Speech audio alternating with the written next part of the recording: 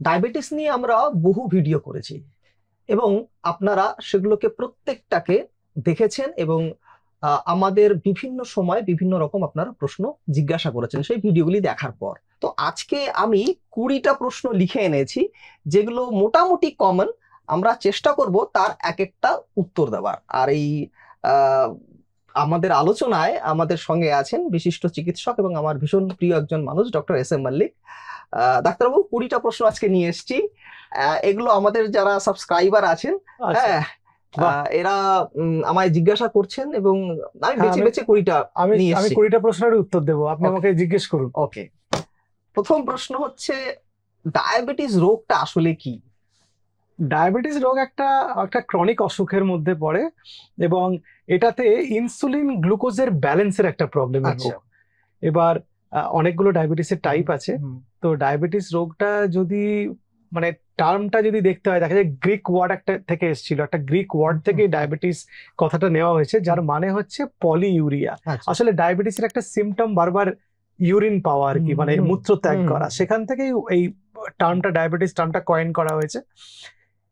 ডায়াবেটিসের যদি কারণ আপনি জানতে চান, তাহলে টাইপ 1 ডায়াবেটিসের কারণ হচ্ছে immunological destruction of the beta cells of pancreas, এটা একটা, অথবা ইনসুলিন তৈরিই হচ্ছে না কোন একটা কারণে বিটা সেলস অফ প্যানক্রিয়াস থেকে, সেটা এনভায়রনমেন্টাল ফ্যাক্টরও হতে পারে। টাইপ 2 ডায়াবেটিসে ইনসুলিন তৈরি হচ্ছে কিন্তু ইনসুলিনটা ভালো করে কাজ করতে পারছে না। সেই আমি তালা চাবির গল্প বলি না, বারবার বলি যে যদি আপনার কোষের মধ্যেটা বাড়ি হয়, বাড়িটাকে আপনি কোষের মধ্যে ব্যাপারটাকে আপনি যদি কল্পনা করেন, এবং আপনার বাড়ির তালাটা যদি ইনসুলিন রিসেপ্টর হয় এবং আপনি যদি গ্লুকোজ হন এবং চাবিটা যদি ইনসুলিন হয়, তাহলে ওই চাবিটা যখন তালার মধ্যে ঢোকে, মানে ইনসুলিন যখন ইনসুলিন রিসেপ্টরে ঢোকে, তখন গ্লুকোজ ট্রান্সপোর্টার গুলো খুলে যায়। তখন দরজা খুলে যাওয়ার জন্য গ্লুকোজ, মানে আপনি বাড়ির মধ্যে ঢোকেন মানে কোষের মধ্যে ঢুকছেন, তারপর তো আমাদের সেই বায়োলজিতে পড়া ক্রেবস সাইকেল, সেখান থেকে এনার্জি তৈরি হচ্ছে। এখন যদি ইনসুলিনই ভালো নেই, যেটা টাইপ 1 ডায়াবেটিসের ক্ষেত্রে, তাহলে গ্লুকোজ তো ঢুকতে পারবে না, সেটা রক্তে থেকে যাবে। আবার ইনসুলিন আছে, মানে চাবি আছে, তালাটা খারাপ হয়ে গেছে, তালাটা জং পড়ে গেছে, মানে ইনসুলিন রেজিস্ট্যান্স হয়েছে, ওখানে ইনসুলিন কাজ করতে পারছে না, রিসেপ্টর লেভেলে হয় সেটা, রিসেপ্টর লেভেলে ইনসুলিন কাজ করতে পারছে না, তখনও কিন্তু গ্লুকোজ কোষের মধ্যে ঢুকতে পারবে না। আবার এক ধরনের ডায়াবেটিস আছে যেটাকে টাইপ 3C ডায়াবেটিস বলে, সিস্টিক ফাইব্রোসিস, হিমোক্রোমোটোসিস বা ক্রনিক প্যানক্রিয়াটাইটিস হয়েছে, প্যানক্রিয়াসের কিছুটা পোর্শন ডিস্ট্রাকশন হয়েছে, অথবা প্যানক্রিয়াটিক ক্যান্সার হয়েছে, বা অন্য কোনো প্যানক্রিয়াসের অসুখ হয়েছে, সেক্ষেত্রে দেখা যায় যে ইনসুলিন আবার তৈরি হতে পারে না। কিন্তু এটা টাইপ 1 ডায়াবেটিস না, টাইপ 1 ডায়াবেটিস কিন্তু অন্য immunological destruction of beta cells, এটাকে টাইপ 3C বলে, এটাও কিন্তু টাইপ 1 এর মতোই কাছাকাছি। আবার জেস্টেশনাল ডায়াবেটিস আছে, আমরা জানি প্রেগন্যান্সিতে সেকেন্ড থার্ড ট্রাইমেস্টারে ডায়াবেটিস হয়, আগে ডায়াবেটিস ছিল না, সেটা একটা আলাদা টাইপ অফ ডায়াবেটিস। ফলে ডায়াবেটিসে তো অনেক রকম ডায়াবেটিস আছে। এই পরের প্রশ্নটা তাই ছিল যে ডায়াবেটিস কত রকম?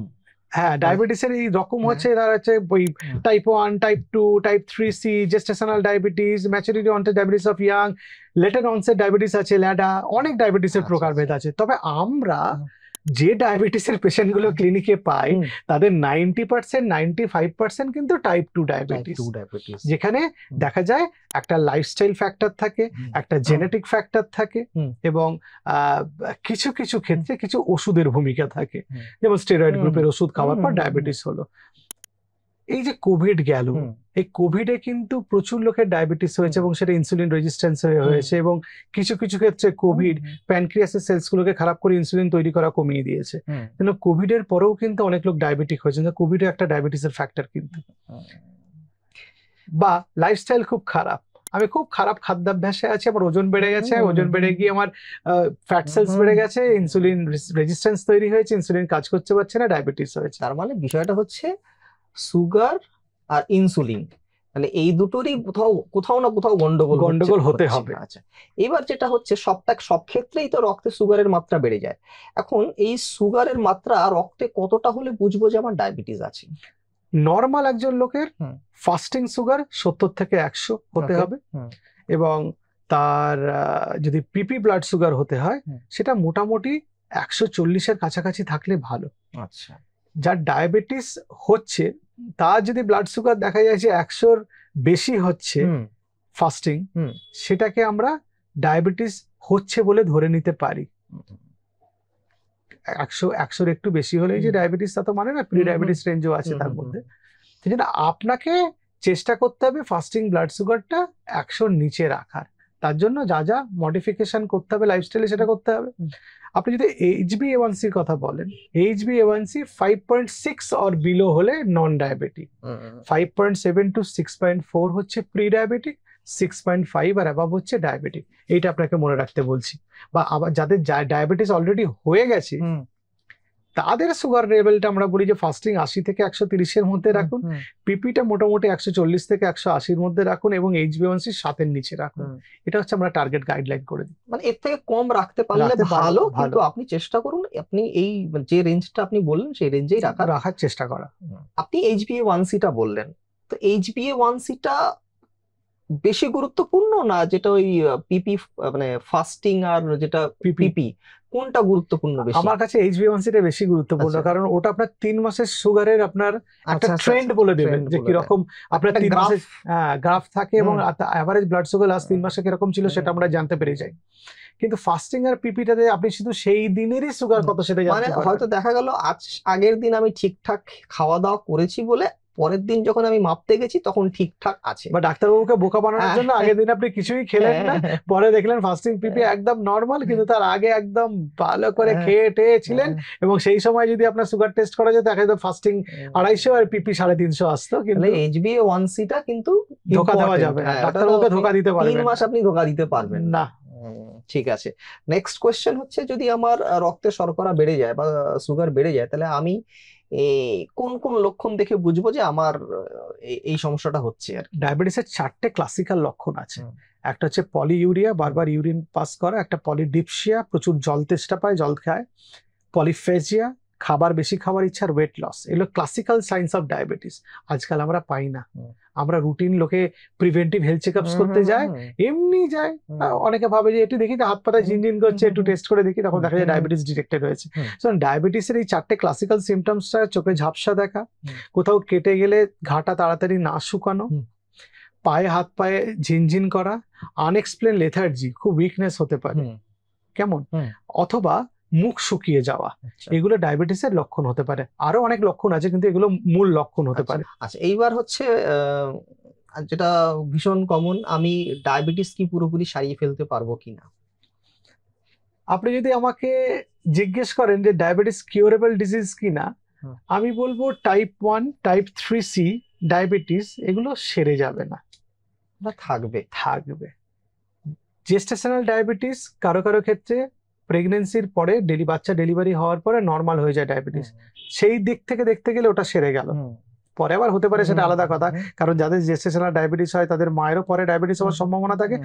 যে বাচ্চার ডেলিভারির সময় মানে প্রেগনেন্সিতে যে বাচ্চা ছিল তারও অন্যান্য বাচ্চার থেকে ডায়াবেটিস হওয়ার চান্স ডাবল, দ্বিগুণ।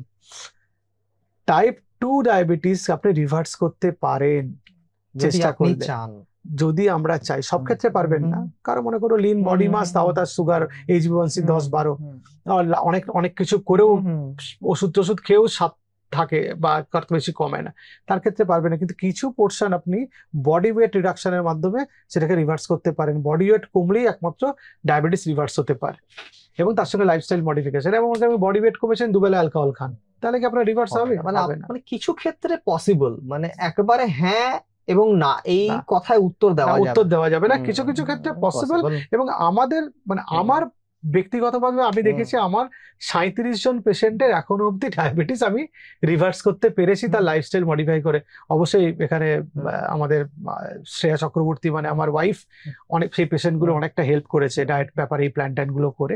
কিন্তু মানে এই 37 জন পেশেন্ট এই তাদের ডায়াবেটিস আমরা রিভার্স করতে পেরেছি। বাকি প্রচুর সংখ্যাটা কিন্তু কম নয়, খুবই কম নয়। হ্যাঁ, মানে 37 জন মানে তাদের নিশ্চয়ই সেরকম উইল পাওয়ার ছিল এবং তারা চেষ্টা করেছেন। হয়তো আরো বেশি হতো সংখ্যাটা যদি আপনিও মানে বাকিরা যারা আসছে আপনার কাছে তারাও যদি চেষ্টা করতেন হয়তো তাদেরও হতো। হয়তো সংখ্যাটা আমি বলছি না যে 80% লোকেরই হয়ে যেত, কিন্তু রিভার্স যদি নাও হয়, কিন্তু যদি আমরা এই চেষ্টা করি রিভার্সালে, যে ডায়াবেটিস রিভার্স করার টাইপ 2 ডায়াবেটিস রিভার্স করার চেষ্টা করছি, তাতেও যা বেনিফিট পাবেন ইমেন্স। তার বডি ওয়েট কমবে, ভালো খাবার দাবার আপনি ছাড়বেন, রেগুলার এক্সারসাইজ করবেন, অ্যালকোহল খাবেন না, স্মোক করবেন না, তাহলে তো হেলদি লাইফস্টাইলেই ঢুকে গেলেন, তাহলে তো অন্যান্য অর্গানগুলো প্রোটেক্টেড হয়ে গেল। ফলে রিভার্স করার চেষ্টা করাটা দরকার। মানে আপনি করতে পারলেন কি না, ওই যে শাহরুখ খান বলে না যে চেষ্টাই করলাম না, চেষ্টা করে আমি হেরে গেলাম, তাতে আমার দুঃখ নেই, তাতে আমি অনেক কিছু সেটা শিখে যেতে পারি, কিন্তু আমি চেষ্টাই করলাম না, তাহলে তো কোথা থেকে শিখবো? এটা আমাদের ফিল্ম স্টার শাহরুখ খান বলেন, মাঝে মাঝেই বলেন, সেটাই আর কি। চেষ্টা করুন, কিছু তো আপনি এখান থেকে জেনে যাবেন। কোশিশ করনে ওয়ালে কি হার নেই হতে, এক্স্যাক্টলি এই কথাটাই ঠিক। আচ্ছা, এইবার হচ্ছে প্রশ্ন হচ্ছে, যেটা খুব কমন প্রশ্ন, আমার ডায়াবেটিস আছে, আমি কি কি খাবার খাবো না? ডায়াবেটিসে কোনো খাবার যে খাওয়া যায় না তা তো নয়। অনেকে শখ করে মাসে একদিন একটা আইসক্রিম খেলেন বা একটা মিষ্টি খেলেন, মিষ্টি খেতে ভালোবাসতেন, ডায়াবেটিস হয়েছে বলে খাচ্ছেন না, তাতে কোনো পাপ নেই, তাতে কোনো অপরাধ বোধও নেই, তাতে কোনো ক্ষতিও নেই। কিন্তু রেগুলার ডায়েটের মধ্যে যেগুলো একদমই খাবেন না, সেগুলো আমি যদি বলি, চিনি, গুড়, মিষ্টি, মধু, মিশ্রি, বাতাসা, নকুলদানা, এগুলো একই জিনিসের বিভিন্ন রকম নাম, শুধু নাম আলাদা, গন্ধ আলাদা, স্বাদ আলাদা এবং দেখতে আলাদা। অনেকে চিনি খাবেন না বলে গুড় খান। হ্যাঁ, ব্যাপারটা একই ব্যাপারটা। হ্যাঁ। আলু, ওল, কচু, গ্লাইসেমিক ইন্ডেক্স বেশি, সুগার স্পাইক করবে। সাদা ভাত, ময়দা, ফাইবার নেই, খেলে কম পরিমাণে খেতে হবে। ছাড়তে পারলে সবচেয়ে ভালো, না ছাড়তে পারলে ক্ষতি নেই, পরিমাণ কমিয়ে দিতে হবে। অ্যালকোহল, স্মোকিং বন্ধ করতে হবে। সুগার আছে এরকম বেভারেজ, কোল্ড ড্রিঙ্ক, ম্যাক্সিমাম 90% বেভারেজেসে সুগার আছে। যে বাতাসে যে কমার্শিয়ালি, বাজারে যে কমার্শিয়ালি প্রিপেয়ার্ড যে ফ্রুট জুস গুলো পাওয়া যায়, চিনি মেশানো থাকে, উল্টে দেখে নিতে হবে কি আছে, এর ইনগ্রেডিয়েন্টস কি আছে দেখে নিতে হবে। যদি সুগার ফ্রি থাকে তাহলে আপনি খাবেন, বা নো অ্যাডেড সুগার যদি লেখা থাকে তাহলে খেতে পারেন। সবচেয়ে ভালো বাড়িতে বানিয়ে বেভারেজ খাওয়া। আর যেগুলো একদম ডায়াবেটিসে খাবেন না আমি বলি, সেগুলোর মধ্যে ওই ফ্রাইড আইটেমস গুলো আর এই জাঙ্ক ফুড গুলোকে না করি, কারণ মধ্যে ফাইবার কম আছে বলে। সকলে খেলেন, কিন্তু অ্যাভয়েড করাটা ভালো। যেমন patties, pastry, pasta, noodles, burger, pizza, এগুলোর কথা বলছি আর কি, এগুলো কম খেলে ভালো। তবে সকলে সে মাসে একদিন খেলেন। এবার অনেকে বলেন, ডাক্তার আমি প্লেন অ্যান্ড সিম্পল, আমি তো বাঙালি, কিন্তু আমি না ডায়াবেটিস হয়েছে তো প্লেন সাউথ ইন্ডিয়ান খাবার খাই, সকালবেলা ইডলি ধোসাই খাই। আসলে ভাতেরই অন্য নাম আর কি এগুলো।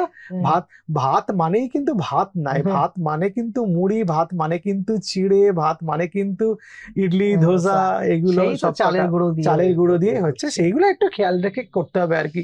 আর কোন কোন ফলগুলোকে আপনি অ্যাভয়েড করতে বলছেন? আমি ডায়াবেটিস থাকলে যেগুলো যাদের খুবই আনকন্ট্রোল, সব ফলই আমি খেতে বলি, মরসুমের ফলগুলো, কিন্তু যাদের একদম আনকন্ট্রোল ডায়াবেটিস আছে, তারা আম, কলা, লিচু, কাঁঠাল, আঙুরে ভীষণ সুগার স্পাইক হয়। আচ্ছা, এটা তো হয়ে গেল আমরা কি কি খাবো না। এবার প্রশ্ন হচ্ছে যে আমরা কোন কোন খাবার খাবো যেটাতে আমার ডায়াবেটিস নিয়ন্ত্রণে থাকবে। খুব সোজাভাবে বলতে গেলে হোল গ্রেন খেতে হবে, পুরো গমের আটা, মিলেট খেতে পারেন, জোয়ার বাজরার আটা, ডালিয়া খেতে পারেন, কিনোয়া খেতে পারেন, ওটস খেতে পারেন, ঠিক আছে। শাকসবজি, ফলমূল খেতে পারেন, যে কোনো শাকসবজি, যে কোনো ফলমূল। বাদাম খেতে পারেন, যে কোনো বাদাম, সেটা চিনে বাদাম হতে পারে, আখরোট হতে পারে, আমন্ড হতে পারে, কাজু বাদাম হতে পারে, যা ইচ্ছা। অ্যাপ্রিকট খেতে পারেন, কিশমিশ বাদ দেবেন, কিশমিশের মধ্যে সুগার বেশি আছে, গ্লাইসেমিক ইন্ডেক্স অনেক বেশি। কিন্তু অল্প কিশমিশ খাওয়া যায়, রোজ 4-5টা আপনি খেতে পারবেন। খেজুর খেতে পারবে রোজ 2টো করে। আচ্ছা, খেজুর আবার কিন্তু বাজারে দুরকম পাওয়া যায়, চিনি দিয়ে ফোটানো। হ্যাঁ, একটা হচ্ছে অ্যাডেড সুগার থাকে, সুগার সেটা না, নরমাল যে খেজুর গুলো পাওয়া যায় যেগুলোতে অ্যাডেড সুগার না, সেগুলো খাওয়া যেতে পারে। মানে খাওয়া যেতে পারে মানে কতগুলো খাবে? সারাদিনে 2টো। এবার বাদাম খেতে বলেছি বলে গামলা করে বাদাম নিয়ে বসলে হবে না। আমি বলি এক মুঠোর মধ্যে যতগুলো বাদাম ধরবে সেটা সারাদিনের বাদাম, একটা মুঠোর মধ্যে যতটুকু ধরবে। ফল যদি খান, গামলা গামলা ফল খেলে হবে নাকি? 1 পোর্শন ফল মানে 80 গ্রাম ফল, 2 থেকে 3 পোর্শন ফল সারাদিনে খেতে পারেন আপনি। এবার রেগুলার খাবারের মধ্যে আপনি পালসেস লেগুম খেতে পারেন, ডাল জাতীয়, বিনস জাতীয় খাবার। আপনি লিন মিট খেতে পারেন, চিকেন খেতে পারেন, আপনি ডিম খেতে পারেন, আপনি লো ফ্যাট ডেয়ারিজ গুলো খেতে পারেন, পনির টনির এটসেট্রা, সয়াবিন খেতে পারেন, রেড মিট খেতে পারেন মাসে 1 দিন 2 দিন চর্বি ছাড়া। আচ্ছা, আর একটা খুব কমন কোশ্চেন থাকে যে আমি ডার্ক চকলেট খেতে পারি কিনা। ডার্ক চকলেট যেগুলোতে অ্যাডেড সুগার আছে সেগুলো কেন খাবেন? যেগুলো ডার্ক চকলেট দেখা যায় 70% ডার্ক চকলেট, সেগুলোতে একটু সুগার আছে। এবারে কিছু কিছু ডার্ক চকলেট আছে প্রচুর চিনি, 50-50, সেগুলো খাওয়া তো ভালো না, এগুলো তো সুগার স্পাইক হবে। মানে আপনি যদি ডার্ক চকলেট খানও তাহলে আপনাকে দেখে খেতে হবে, দেখে খেতে হবে যে ওটাতে কতটা চিনি মাত্রা একদমই। আর কতটা আপনার আছে। ইচ্ছে হয়েছে কোনো কিছু খেতে নিজেকে না করবেন না, ইচ্ছা হয়েছে মাসে একদিন সেটা খেয়ে নেবেন। এবং যেদিন দেখবেন যে আপনি খারাপ খাবার খেলেন সেদিন একটু বেশি হেঁটে এক্সারসাইজ করে ক্যালোরিটাকে বার্ন করে নিন। মনে দুঃখ পেয়ে ডায়াবেটিস কন্ট্রোল আপনি করতে পারবেন না। আপনি তো বললেন যে এই কলা, আম, লিচু, আঙ্গুর, লিচু, কাঁঠাল, কাঁঠাল এই ফলগুলো তো আপনি খেতে না করলেন, তাহলে এই যে আমাদের যারা দর্শক তারা তো জিজ্ঞাসা করবে যে তাহলে খাবোটা কি, কোন ফল খাবো? খাবার মধ্যে আমি বলি যে পেয়ারা, শসা, পেঁপে, আপেল খাওয়া যেতে পারে। যে কোনো মরশুমি ফল খাওয়া যেতে পারে। আমের মরশুমও আপনি আম খেতে পারেন, কিন্তু সেটা সারা সপ্তাহে একটা থেকে দুটোর বেশি না হয়। সারা সপ্তাহে একটা থেকে বড় জোর দুটো। অনেকে কলা খেতে পছন্দ করে, আমাকে জিজ্ঞেস করে একটু একটা করে কাঁঠালি কলা খেতে পারবো? একটা করে কাঁঠালি কলা না খাওয়ার কি আছে, প্রত্যেকদিন একটা করে খেলেই হলো। অন্য খাবারটা সেভাবে ব্যালেন্স করে খাবে। কিন্তু ডাক্তারবাবু বলেছেন মানে একটা কলা খাচ্ছি ওদিকে আবার একটা রসগোল্লাও খেয়ে নিচ্ছি। আবার লোকে কাঁঠালি কলা চেনেন না কিন্তু, যে সবুজ কলাটা বাদ দিয়ে পৃথিবীতে যাহা কলা আছে সবই কাঁঠালি কলা বলে এত বড় বড় কলা কিনতে পাওয়া যায়। এবারে একটা কলা বলেছি বলে সেই বাজারে হাইব্রিড কলা কিনে এনে খান, ফলে তাতে সুগার বেড়ে যাওয়ার সম্ভাবনা বেশি। কাঁঠালি কলা পোরশনটা অনেক বেশি, পোরশনটা আপনাকে কন্ট্রোল করতে হবে। ডায়েট তো ঠিক আছে, আমি সবসময় বলি যে quality of the food as well as the quantity of the food both আর ইম্পর্টেন্ট। তার মানে আপনি কি খাচ্ছেন সেটা যেমন গুরুত্বপূর্ণ, আপনি কতটা খাচ্ছেন সেটা সমান গুরুত্বপূর্ণ। ফল স্বাস্থ্যকর মানে দুগামলা ফল স্বাস্থ্যকর হতে পারে না। এবার সেই দিক থেকে ধরলে বিরিয়ানি অস্বাস্থ্যকর নয়, আপনি পোরশন কন্ট্রোল করে যদি খান। আপনি যদি 1 প্লেট বিরিয়ানি এনে বাড়িতে 3 জনে মিলে শেয়ার করে খান, তাহলে যেটুকু খেলেন তাতে তো খারাপ হওয়ার কথা না। কিন্তু আপনি বিরিয়ানি খাবেন বলে 2 প্যাকেট বিরিয়ানি একবেলা বসে আপনি খেয়ে নিলেন, তাহলে তো অনেকটা ক্যালোরি ইনটেক হয়ে গেল। ভালো বলে আমি অনেকটা খেয়ে নিলাম, এটা তো হবে না। ফলে কোনো খাবারই খারাপ নয় আর কোনো খাবারই ভালো নয়। পরিমাণ এবং খাবারের গুণাগুণ দুটোই বিচার্য বিষয়। একদমই। নেক্সট প্রশ্নটা কিন্তু খুব কমন, সেটা হচ্ছে আমার তো ডায়াবেটিস হয়েছে, আমাকে কি সারা জীবন ওষুধ খেতে হবে? যারা ডায়াবেটিস রিভার্স করতে পাচ্ছেন তাদের ক্ষেত্রে ভালো, যারা রিভার্স করতে পাচ্ছেন না তাদের যদি HbA1c 6.5 থেকে 7 মধ্যে থাকে আমরা অনেক সময় ওষুধ শুরু করি না। আচ্ছা, এবার জেস্টেশনাল ডায়াবেটিস অনেক সময় প্রেগনেন্সির পর নিজে থেকে চলে যায়, ওষুধ বন্ধ হয়ে যায়। টাইপ 2 ডায়াবেটিসে ডায়াবেটিস যেটা টাইপ 2 সেটা যেটা বেশি কমন, সেটা একটা ক্রনিক অসুখের মধ্যে পড়ে। টাইপ 1টাও তাই। এগুলোর ক্ষেত্রে ইনসুলিন বা ওষুধ কোনোটাই বন্ধ হবে না, আপনাকে এটাকে নিয়ে বয়ে বেড়াতে হবে। ওষুধ আপনাকে খেতে হবে, চিকিৎসা করতে হবে, বিরক্ত হলে হবে না। কারণ আপনি যদি বিরক্ত হয়ে গিয়ে চিকিৎসায় গাফিলতি করেন অর্গান ডিসফাংশন হতে পারে। এবং এই অসুখগুলো, এই যে ক্রনিক অসুখগুলোর, এই কারণে ক্রনিক অসুখ বলে, শুধু এই অসুখগুলো এই অসুখেই সীমাবদ্ধ থাকে না। আপনার যদি কোলেস্টেরলের সমস্যা থাকে সেটা শুধু কোলেস্টেরলেই সীমাবদ্ধ থাকে না, স্ট্রোকের সম্ভাবনা বাড়িয়ে দেয়, হার্ট অ্যাটাকের সম্ভাবনা বাড়িয়ে দেয়, পেরিফেরাল আর্টেরিয়াল ডিজিজের সম্ভাবনা বাড়িয়ে দেয়। সেরকম ডায়াবেটিসও তাই। ডায়াবেটিস আর ডায়াবেটিসের মধ্যে সীমাবদ্ধ থাকে না, ও কিন্তু হার্ট, কিডনি, ডায়াবেটিস শুধুমাত্র ডায়াবেটিস নয়, মানে আপনার রক্তের সুগার বাড়ছে এবং সেটা সেই সুগারটা তো বিভিন্ন অঙ্গে পৌঁছচ্ছে, যেটা তো ঠিক নয় আর কি। মানে আমি যদি কিডনিতে এক্সট্রা সুগার জমা হয়, আমার চোখে যদি এক্সট্রা জমা হয়, বা হার্টের কোথাও যদি এক্সট্রা সুগার জমা হয়, সেটা তো ভালো নয়। মানে আর এই এক্সেসিভ যে সুগারটা, ওটা তো মানে আমাদের শরীর বের করার মতন মেকানিজমও আমাদের নেই এরকম ভাবে, যে না জমেছে আমি বের করে দিলাম, এরকম তো কিছু নেই সিস্টেম, আপনাকেই নিয়ন্ত্রণ করতে হবে। আচ্ছা, এবার আরেকটা প্রশ্ন হচ্ছে যে ডাক্তারবাবু ইনসুলিন নিতে বলেছে, আমি নিচ্ছি না, কারণ একবার ইনসুলিন নিলে ওটা সারা জীবন আমাকে ইনসুলিন নিতে হবে। ইনসুলিন কিছু কিছু ক্ষেত্রে না আমরা সেই সময়ের জন্য দিই, পরে বন্ধ হয়ে যায়। আচ্ছা, আমরা অনেক পেশেন্টে যখন প্রথমবার ডায়াবেটিস নিয়ে আমাদের কাছে এলেন, দেখা গেল তার ফাস্টিং সুগার 500, পিপি 700, তখন হয়তো কিছুদিনের জন্য ইনসুলিন দিলাম, তারপর আমরা ইনসুলিন অনেক ক্ষেত্রে বন্ধ করে দিয়ে ট্যাবলেটে কনভার্ট করে যায়, এবং প্রচুর লোকের ক্ষেত্রে এটা হয়।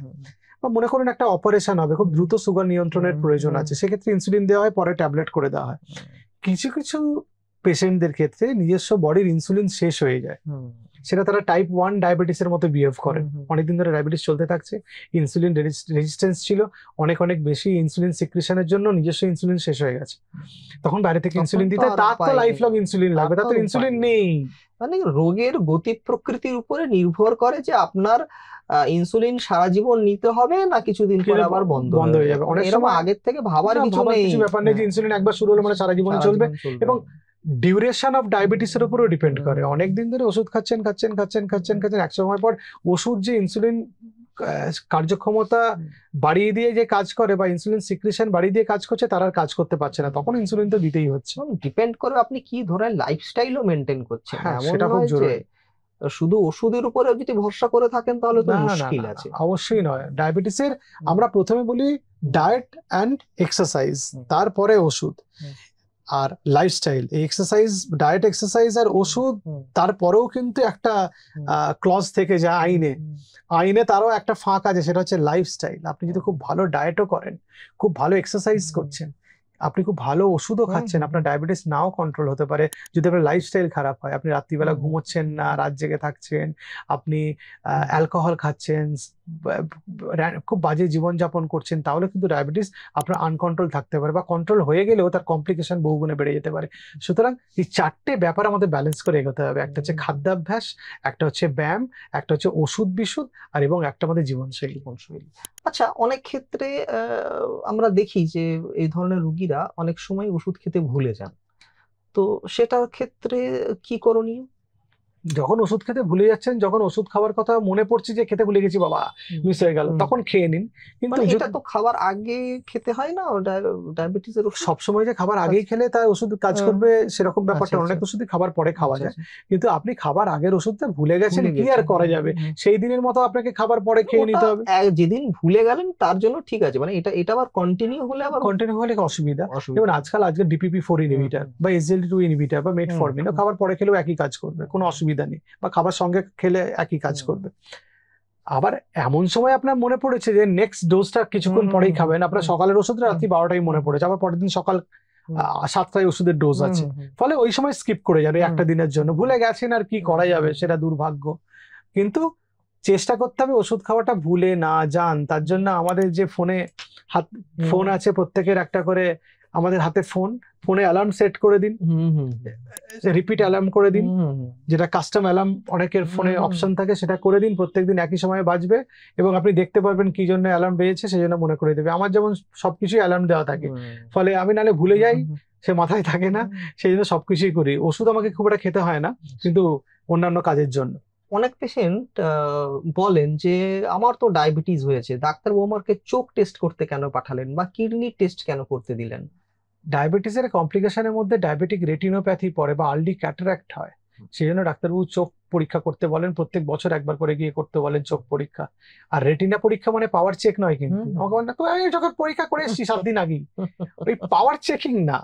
রেটিনা পরীক্ষা মানে চোখের ড্রপ দিয়ে চোখের মনি বড় করে অন্ধকার ঘরে নিয়ে গিয়ে চোখের মধ্যে আলো ফেলে রেটিনা দেখা। যদিও আজকাল অনেক টেকনিশিয়ানরা অনেক আধুনিক যন্ত্র এসে গেছে যেগুলো দিয়ে রেটিনার ছবি তুলে ফেলতে পারেন। আর কিডনির একটা খুব গুরুত্বপূর্ণ একটা অ্যাসপেক্ট আছে ইন ডায়াবেটিস, সেটা হচ্ছে ডায়াবেটিক কিডনি ডিজিজ বলে একটা এন্টিটি আছে, যেখানে ডায়াবেটিসের জন্য কিডনি খারাপ হয়, সেই জন্য কিডনির পরীক্ষা আমরা মাঝে মাঝে করতে বলি। সেটা একটা urine for albumin creatinine ratio অথবা ক্রিয়াটিনিন টেস্ট ব্লাডের, সেটা আমরা করে দেখে নিই যে কিডনি ফাংশন ঠিক আছে কিনা। আর চোখ এবং কিডনির পরীক্ষাটা প্রত্যেক বছরই করে নেওয়ার দরকার আছে ডায়াবেটিস। একটা প্রতিরোধমূলক একটা টেস্ট আর কি, প্রিভেন্টিভ চেকআপস আর কি। প্রিভেন্টিভ চেকআপস আর কি। আরেকটা প্রশ্ন আছে, সেটা হচ্ছে হাইপোগ্লাইসেমিয়া, সেটা কি?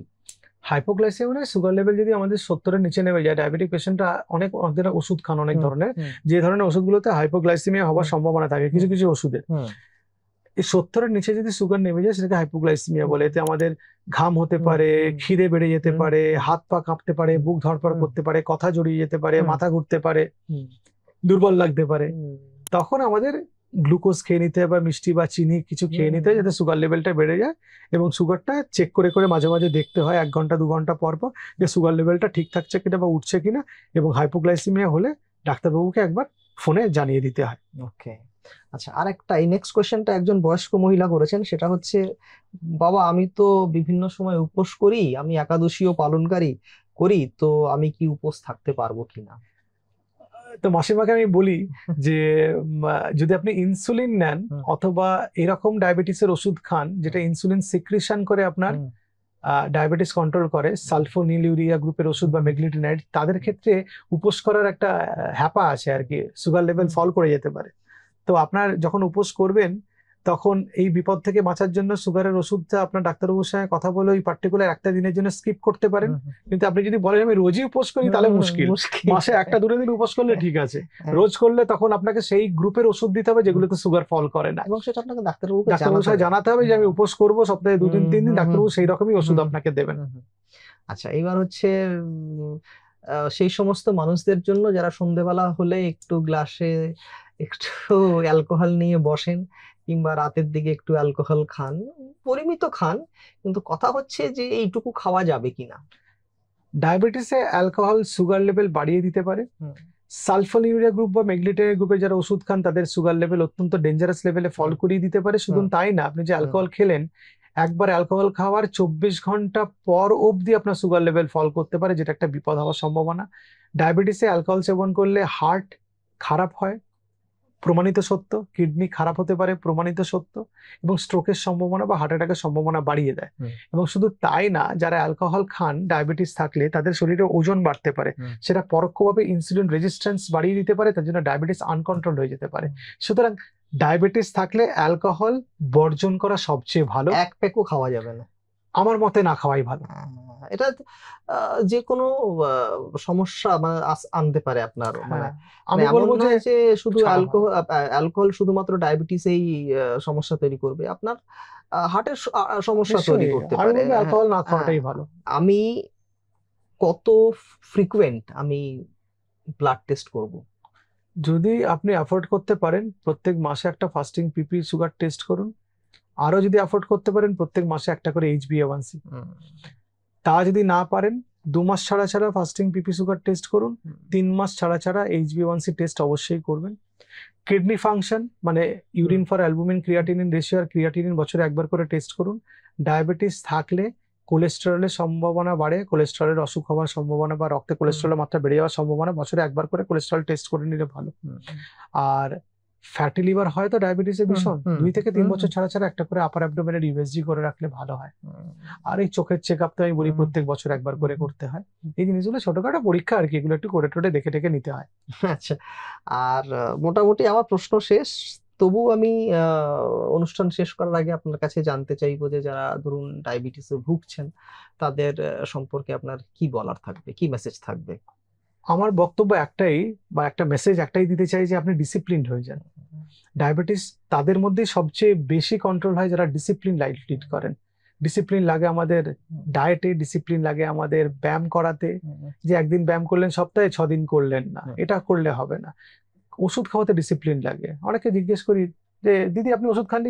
একটু ভুলে গেছি ওষুধ খেতে, মনে থাকে না, ওষুধ খাওয়ার অভ্যেস নেই তো তাই মনে থাকে না, অনেকে বলেন। এরকম না আর কি, আপনাকে ওষুধটা খেতে হবে, সেটাকে আপনাকে মনে রেখে ওষুধ খেতে হবে। ঘুমের টাইমটা ডিসিপ্লিন হতে হবে, এবং ডিসিপ্লিন হতে হবে আপনার টেস্ট করা এবং ডাক্তার দেখানোতে। আপনি একই ওষুধ ডাক্তারবাবু লিখে দিয়েছেন, টেস্ট করছেন না, ডাক্তারবাবুর কাছে ফলো আপ এ যাচ্ছেন না, ওষুধের ডোজ মডিফিকেশন হচ্ছে না, চলতে থাকছে, তাহলেও কিন্তু আপনার অর্গান ডিসফাংশন হতে পারে, কারণ আনকন্ট্রোল ডায়াবেটিস অর্গান ডিসফাংশন করে। তাহলে আপনাদের জন্য আমার মেসেজ যে ডিসিপ্লিনড হয়ে যান, মানে ডিসিপ্লিন আর রেগুলারিটি ডায়াবেটিসে ভালো থাকার মূল চাবিকাঠি। তাহলে আমার মনে হয় আমরা যে প্রশ্নগুলো নিয়ে বসেছিলাম বা আপনারা যারা দর্শক যারা এই ধরনের প্রশ্নগুলো আমাদের করেছিলেন তার সবকটার উত্তর আমরা দিতে পেরেছি। এরপরেও যদি আপনাদের প্রশ্ন থাকে আপনারা নিঃসন্দেহে লিখে পাঠান, আমরা চেষ্টা করব আবার কোনো একটা দিন এরকম একটা লিস্ট নিয়ে বসার এবং আপনাদের সমস্ত প্রশ্নের উত্তর দেওয়ার। আজ এই পর্যন্তই, দেখা হবে অন্যদিন। নমস্কার।